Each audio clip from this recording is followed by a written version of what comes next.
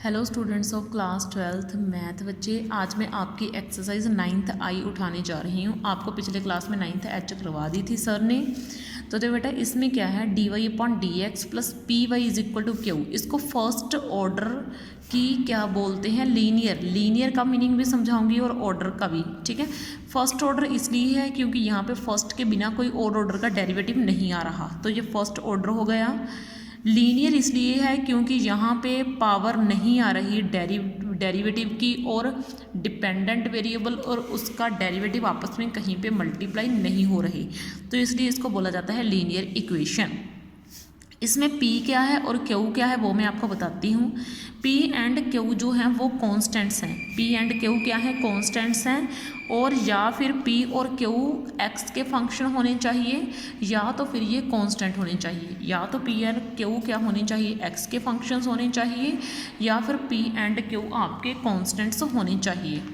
तो अब देखो बेटा, उसके बाद अब आपने इस मेथड में करना क्या है। ठीक है, इसमें आपने मेथड में करना क्या है मैं आपको समझाती हूँ। आपको इक्वेशन दी हुई होगी, कई बार वो इक्वेशन आपकी प्रॉपर होगी, कई बार नहीं होगी। देखो बेटा, तो मैंने इस तरीके से एक इक्वेशन जो है वो रेडी कर देनी है। ठीक है, तो ये P एंड Q क्या हो गए, आपके x के फंक्शंस होने चाहिए, ये कभी भी y के फंक्शंस नहीं होने चाहिए।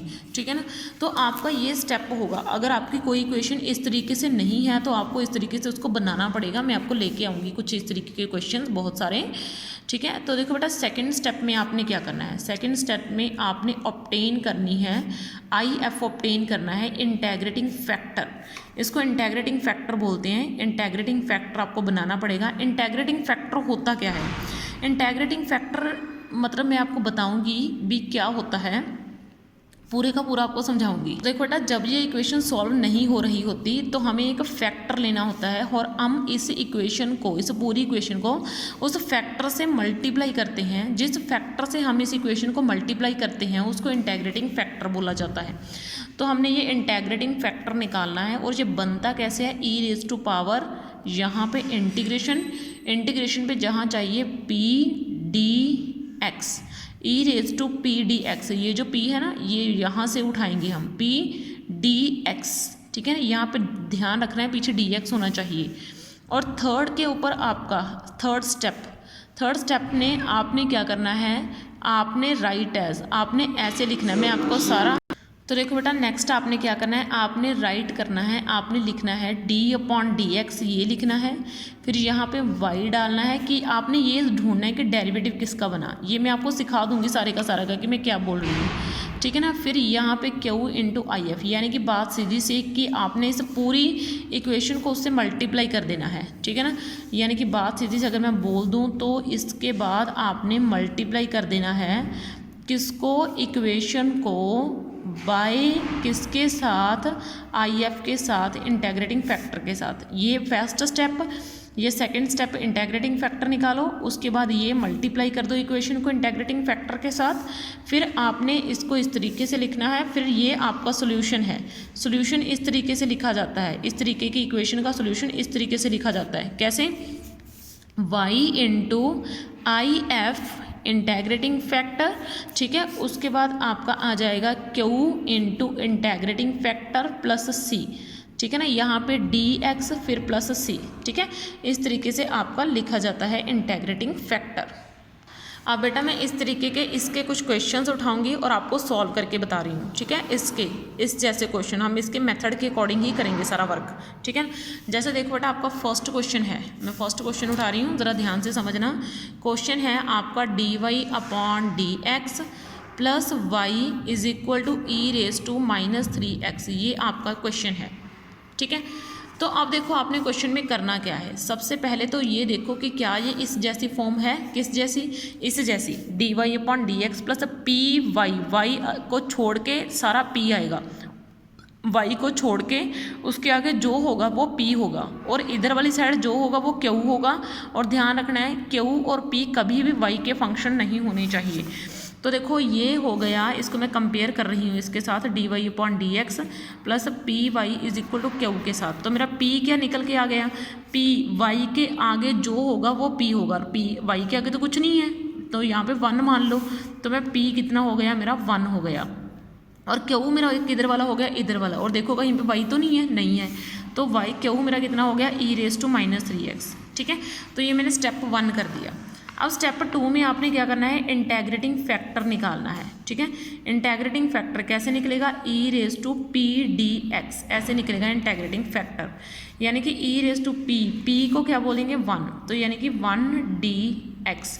तो ये क्या हो जाएगा, e⁻1 की इंटीग्रेशन क्या हो जाएगी, 1 की इंटीग्रेशन हो जाएगी x। तो इसका इंटेग्रेटिंग फैक्टर क्या हो गया, e⁻x। ठीक है, अब आपने क्या करना है, इसको आप फर्स्ट का नाम दे दिए, आपने इक्वेशन 1 से मल्टीप्लाई कर देना है इस पूरे इंटेग्रेटिंग फैक्टर को। यानी कि मल्टीप्लाई 1 को मल्टीप्लाई कर दीजिए बाय किससे, इंटेग्रेटिंग फैक्टर से। ठीक है, तो ये रही मेरी फर्स्ट इक्वेशन, मैं इसको मल्टीप्लाई कर रही हूँ e⁻x से dy/dx को मल्टीप्लाई करूँगी। जब मैं मल्टीप्लाई कर रही हूँ सारे के सारे को, इधर भी और इधर भी दोनों तरफ मल्टीप्लाई कर रही हूँ। ठीक है ना, e⁻x से इधर पूरी इक्वेशन को भी, इधर वाली इक्वेशन को भी। जब मैं इधर मल्टीप्लाई करूँगी तो ex dy/dx के साथ भी मल्टीप्लाई होगा और ex इस y के साथ भी मल्टीप्लाई होगा। ठीक है, फिर e⁻⁻3x और इसकी पावर्स क्या हो जाएंगी, ऐड। अगर बेस सेम हो तो पावर्स ऐड हो जाती हैं। ठीक है ना, तो ये देखो कुछ इस तरीके से बन जाएगा, पावर्स ऐड हो जाएंगी। तो अब देखो, अब इसके बाद मैंने क्या करा, ये e⁻2x डाल दिया, यहाँ पे वैसे का वैसे पड़ा रह गया dy/dx plus e⁻x into y। अब देखो बेटा नेक्स्ट स्टेप में मुझे क्या करना है, अब ना ये ढूंढो कि ये डेरिवेटिव किसका बन रहा है, डेरिवेटिव ढूंढना है। अब तक आप क्या करते थे, आपको ना ऐसे दिया होता था कि मैं बोलती थी आप log x का डेरिवेटिव लो, आपको ये दिया होता था, आप क्या करते थे, जल्दी जल्दी से इसका डेरिवेटिव ले लेते थे, 1/x बोलते थे कि इसका डेरिवेटिव आ गया। ठीक है ना, लेकिन इस बार उल्टा होगा, आपको इसका आंसर दिया होगा और ये ढूंढना होगा कि ये आंसर का क्वेश्चन क्या है। यानी कि आपको डेरिवेटिव का आंसर तो दिया होगा, आपको ये ढूंढना है कि इस डेरिवेटिव, ये किसका डेरिवेटिव है, मुझे ये ढूंढना है ये किसका डेरिवेटिव है, किससे बना है। ठीक है, इसमें भी e⁻x dy/dx plus e⁻x y, ये किससे बना है, आपको ये ढूंढना है। ठीक है, तो ये देखो ये वाला मेरा ये स्टेप मैंने कर दिया। सेकेंड स्टेप मैंने इंटेग्रेटिंग फैक्टर ढूंढ दिया, मल्टीप्लाई कर दिया।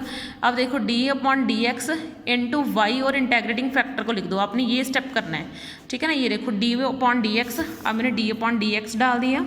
फिर मुझे क्या चाहिए, y लिखना है, तो मैंने ये y लिख दिया।